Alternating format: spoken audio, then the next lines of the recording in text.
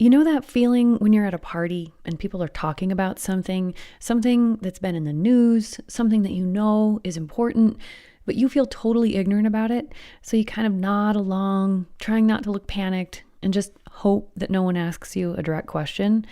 A question like, what is the Arctic? It's... The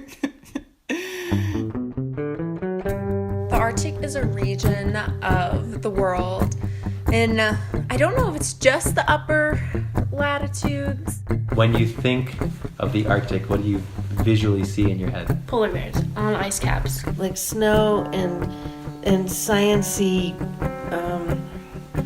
nerds. I'm Amy Martin. I'm the executive producer of Threshold, and this next season of our show is all about the Arctic. Our first episode is coming out next week. Check your podcast feed on Tuesday, September 25th. And as we've been working on this season over the last 18 months, I've asked our team to do some very unscientific polling, just to go out and talk to people about what they think the Arctic is.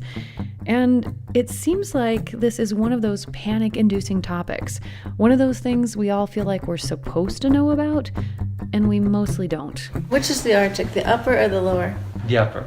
The Arctic is the north. Okay. So let's just get something out of the way here. If you're not sure what the Arctic is, including where it is, let alone why it matters, fear not, dear listener. You are not alone. In fact, if you want to test your knowledge or lack thereof about this region of the world, we have a little quiz for you on our website. It's super simple, 5 questions, no commitment, no strings, just for fun. You can find that at thresholdpodcast.org.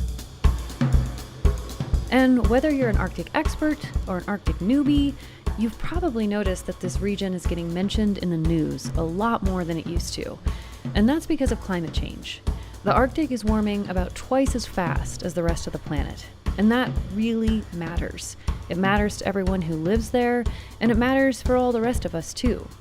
What happens in the Arctic actually affects all living things on the planet. And why that's the case is a big part of what we'll be exploring throughout this season of our show. And when I say exploring, I mean exploring. We'll be on 4-wheelers and fishing boats, bush planes and dog sleds. We're going to camp out on the ice sheet in Greenland and hang out with Inuit rock stars in Canada. We're going to get to know the Arctic through the eyes of the people who live there. If you tell people that you're Sami, you have to be a representative of the whole people. I've heard something to the effect of these dumb Eskimos. Why did they build their community on a barrier island? You know, like they say, the fossil fuels are disappearing, and I think my mentality has been to pick up the old ways to sustain our livelihood here and our survival. Does this feel like a democracy? No, of course not. I think we are not free here, really. I would guess that within 10 years, we're going to lose a village, and maybe more. This frozen soil that we're sitting on is important for everyone. And what happens here should be of concern to everyone, no matter where they live. There is something. We have something we can share, which make a difference. Huge thanks to all of you for subscribing to our show and for all the encouragement that you've been sending to us as we've been working on this season. We can't wait to bring you these stories. See you in a week.